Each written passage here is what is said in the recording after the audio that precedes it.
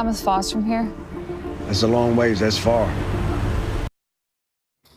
It is a new haunting, edge-of-your-seat psychological thriller, To Kill a Wolf, about to make its theatrical debut. And hey, you might recognize a lot of scenes in this film. It was actually shot in and around Portland. Yeah, so the film, written and directed by Kelsey Taylor, already has a 100% rating on the movie review site Rotten Tomatoes. Oh, okay. Yeah, and it makes its Portland debut next Saturday at the Regal Fox Tower Theater in downtown Portland. We are lucky enough to have Kelsey join us this morning. Good morning, Kelsey. Congrats on this debut.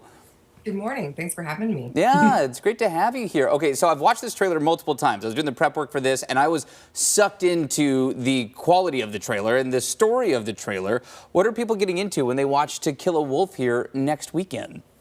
Well, I do want to say, it's marketed as a thriller. This is a very quiet film. This is a slow burn. If you like indie films, come see this. If you're an empathetic person, there's lots to dig your teeth into. But don't come expecting a horror movie or a thriller. Truly, this is a family drama, and it's a very interesting mystery. It will suck you in, but I feel like sometimes the trailer might be a little misleading. I mean, we know they always got to hype it up, right? In the in the theater trailers. But yes, you will be kind of watching this with bated breath, and I think it's really fun to get to watch and see some familiar sights here. You filmed this in Portland and around the state. Why was Oregon a good backdrop for this story?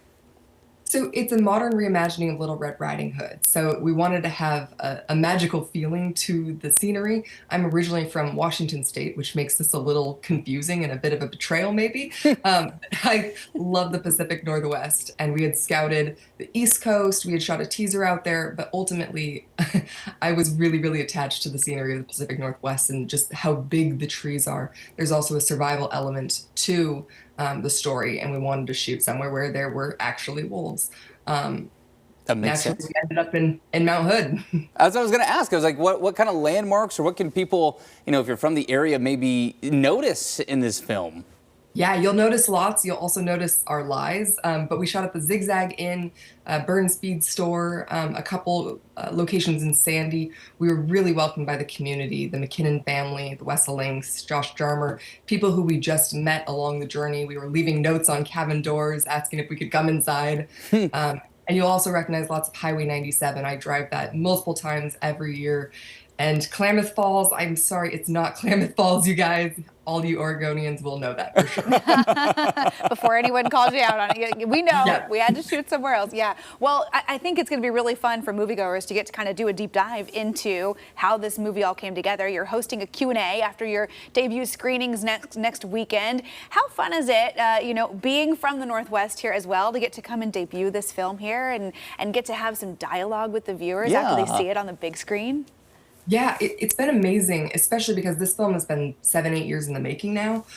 We scouted back in 2019 before there was a pandemic, and that's when we were knocking on doors. So it really was 4 years later that we came back and asked people, hey, we're actually doing it. Are you still ready? Are you still down? Wow. So it's very exciting to bring it back to the community. I feel like we were really embraced by the people that we worked with, like lifelong friends out of this experience. So to bring it home and to see it on the big screen is huge. Most indie films don't get to be seen in this way. So I'm really excited for people to come see it. Oh, that's wonderful. Congratulations on that. We're excited to see it as well. And before we let you go, again, you are the writer and director. So I'm just curious to pick your brain about where this idea came from. What sparked this story for you?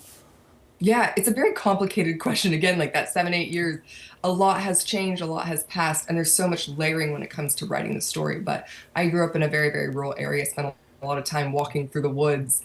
And Little Red Riding Hood's one of those stories that you think about when you're walking through the woods. All of my ideas always become as a what if, and this one was really provoked by the idea of what if the woodsman was not a nice guy? What if Little Red Riding Hood was saved by the woodsman and walked into something worse? And interesting. What you have is an exploration of that. That just gave me goosebumps. I know. It's a riveting idea. There's the thriller. That's what's getting me sucked in. Oh man. Well, Kelsey, really excited to see this film make its big screen debut, and congratulations again. It's fun to get to shout out a local indie film. Yes, absolutely. Thanks for. Absolutely. And hey, if you want to check out To Kill a Wolf, you can go to one of those Q&A screenings next weekend in Portland. It's happening Saturday, August 16th and 17th at the downtown Portland Regal Fox Tower. You can find out more about the film when you check out this story on coin.com.